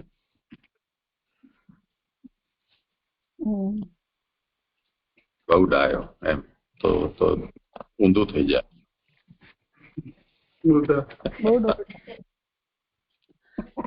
હા, કરો આગળ. હા જય. હવે શ્લોક 33માં એની ઉત્થાનિકા. જેની ભક્તિને લીધે હરિ તેના પુત્ર પણ થયા તે મોટી ભક્ત દેવકીનું કુશલ નીચેના શ્લોકમાં પૂછે છે. કચ્ચિત શિવમ દેવ ભોજપુત્રયા વિષ્ણુ પ્રજાયા ઇવ દેવ માતુઃ યા વૈ સ્વગર્ભેન દધાર દેવમ ત્રયી યથા યજ્ઞ વિતાનમ અર્થમ. શ્લોકાર્થ. જેમ 3 વેદો યજ્ઞનો વિસ્તાર કરાવનાર અર્થને ધારણ કરે છે તેમ વિષ્ણુ જેની સંતતિ થયેલ તેવી દેવોની માતા પેઠે જેને પોતાના ગર્ભમાં દેવ એટલે કે ભગવાનને ધારણ કરેલ તે દેવક ભોજની પુત્રી કુશલ છે ને? સુબોધિનીજી, ભોજ એ વંશનું નામ છે. અહીંયા જે કહ્યું છે કે દેવક ભોજ પુત્ર વિષ્ણુ પ્રજા એ બે માતા, હવે એ બધાને વાત માત્ર બધી સમજાવી રહી. ભોજ એ વંશનું નામ છે. દેવક જ ભોજ, એ દેવક ભોજ. ભગવાન પુત્ર થયાનું સંભવતું નથી એવી શંકા થાય તેથી દ્રષ્ટાંત કહે છે કે જેમ વામનની માતા અદિતિ જેના વિષ્ણુ સંતાન થયેલા તે દેવોની માતા હોવાથી બધા દેવો તેમાં પ્રગટ થયેલા. કે અદિતિના ત્યાં રાવણજીએ અવતાર ધારણ કરેલો એની વાત સમજાવી રહ્યા છે. અને જેનો વિષ્ણુ સંતાન થયેલા એ વિષ્ણુ વ્યાપકતાની માં સમજાવ્યું છે. ભગવાન શ્રી કૃષ્ણ પણ પોતે જ પ્રગટ થયેલા દેવકીના ગર્ભમાં રહેલા તેથી તેના પુત્ર કહેલા છે. પરંતુ જન્મ આપવાનો જે પુત્ર કહી નથી એટલે કોઈ પ્રસવની વાત નથી, પણ જે પ્રસવનાથમાંથી કોઈ પણ દેવકીના ઘરમાં પધાર્યા એ જ બહાર પ્રગટ થયા એમ સમજાવી રહ્યા છે. ભગવાન માત્ર ઘરમાં રહ્યા એ જન્મ આપનારી ન હતી એમ કહેવાથી મહાત્માએ કહેવાયું કે દેવકીજીએ એટલા પુણ્ય કર્યા હતા, એટલું તપ કર્યું તો પ્રભુ તેમના ત્યાં પધાર્યા એમ એનું મહાત્મ્ય સમજાવ્યું. અર્થને ધારણ કરે છે શબ્દથી એમ સૂચવેલું છે કે અર્થ શબ્દ સાથે કુદરતી સંબંધ વાળો હોવાથી તેની અંદર રહેલા હોવાથી ને તેમાં હતા તે જ પ્રગટ થયેલા. એટલે કે ભગવાન દરેકના અંતર્યામી રૂપે ઘરમાં રહેલા જ છે અને એ જ ભગવાન અહીંયા દેવકીજીને ત્યાં પ્રગટ થયા છે. અહીંયા એની પહેલી ફૂટનોટ રહી છે. મહાત્મા કહેવાય એનું 3 વેદના દ્રષ્ટાંતથી કહેવાય. એટલે કે જે ત્રયી શબ્દ જે આપ્યો છે અહીંયા ત્રયી યથા યજ્ઞ વિધાન અર્થમ એટલે સામવેદ, અર્જુવેદ અને ઋગ્વેદ એ 3 વેદને સાથે ત્રયી વેદ કહેવાય છે. અને યજ્ઞના વિધાન અર્થમ એટલે કે જયારે યજ્ઞનો થાય છે ત્યારે આ એનો ગદ્ય પદ્ય અને ઘે તરીકે બોલાય છે. એટલે કે અહીંયા આગળ જે સામવેદ છે એને ગાવામાં થાય છે મંત્રોને ગદ્ય પદમાં અને યજુર્વેદના અને યુગવેદના ઘે એટલે જાણવાના મંત્રો હોય છે એમાં, એવું મને જે સમજાય છે. અને વેદાંત જેમ અહીંયા ભગવાન અને દરેક અંતર્યામી રૂપે કે ઘરમાં પધારે છે એવી રીતના બંને વેદાંત ને બંનેમાં સહજ સંબંધ છે એ રીતના સમજાવવા માંગે છે. આટલું મને જે સમજાય છે. મારા શ્લોક સંપન્ન છે.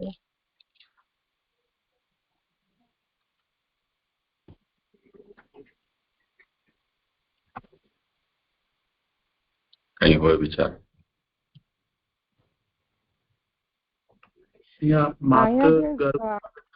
જન્મ આપનારી ન હતી.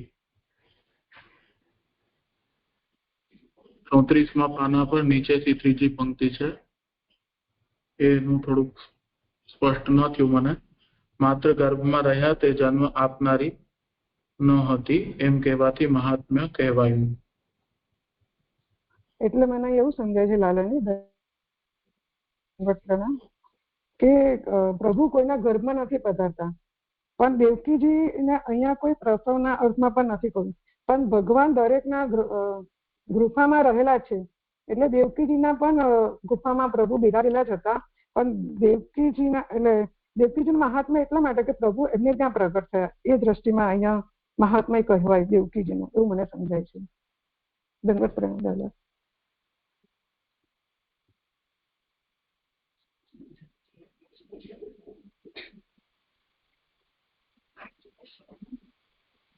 એટલે નોર્મલી જેમ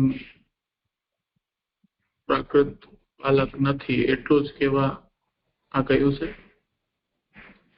ભગવાન નિત્ય સિદ્ધ છે એટલે પ્રાકૃત મનુષ્ય આદિનો જેવી રીતે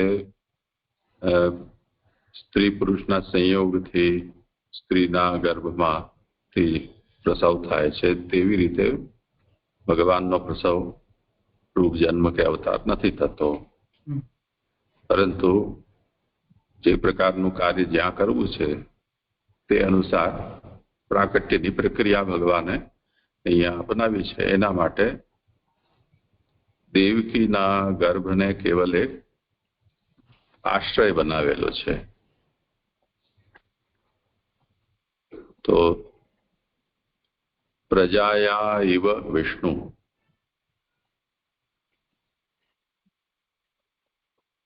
વિષ્ણુ જેની સંતતિ જેવા થયેલા એમ,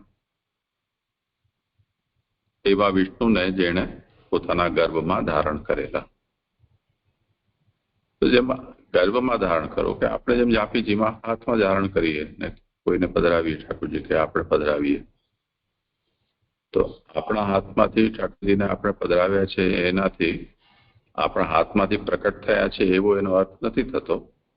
તેવી રીતે દેવકીના ગર્ભમાં પ્રભુ બિરાજ્યા અને ત્યાંથી પ્રકટ થયા એતાવતા પ્રાકૃત મનુષ્યનો જેવી રીતે જન્મ થયો એમ ભગવાને જન્મ લીધો એવો એનું તાત્પર્ય નથી નીકળતું.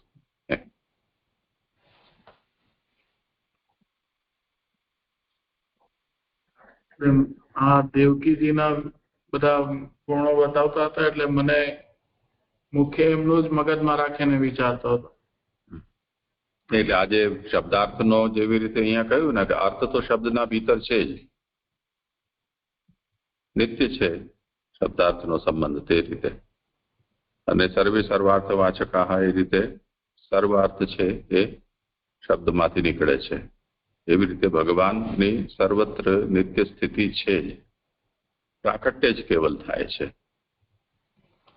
તો એ વાત છે અહીંયા એના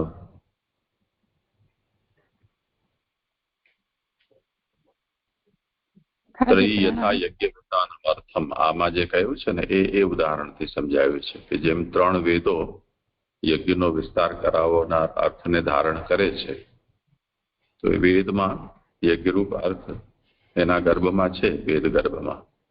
એવી રીતે સર્વત્ર ભગવાન બિરાજે છે એ દેવકીના ગર્ભમાં પણ છે જ, બધાના ગર્ભમાં છે. પણ અહીંયાથી પ્રકટ થવાની લીલા કરી તો આપણે દેવકી પુત્ર કહેતા થઈ ગયા. એટલે એવું સમજવું કે એમ સૂચવેલું છે કે એ માત્ર ગર્ભમાં રહ્યા તે જન્મ આપનારી ન હતી એમ.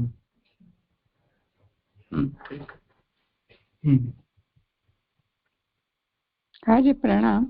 આ મને છેલ્લું જ નહોતું સમજ, આપે કીધું એટલે ખ્યાલ આવે. શબ્દથી એમ સૂચેલું કે છેલ્લું વાક્ય અર્થ શબ્દ સાથે કુદરતી સંબંધ, એટલે વેદ જોડે વેદનો અર્થ રહેલો જ છે, એની અંદર રહેલો છે ને એ જ પ્રગટ થયો. તે રીતે ભગવાન પણ બધામાં જેમ રહેલા હોય છે ને પ્રગટ, તેમ દેવકીજીમાં પણ અર્થાત તે બહાર પ્રગટ થયા અને એ રીતે ને જે હાજી પ્રણામ થયો.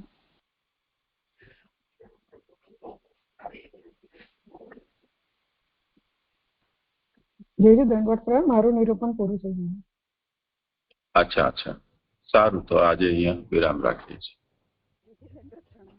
હવે 2 દિવસ 3 દિવસ નહીં થઈ શકે, પછી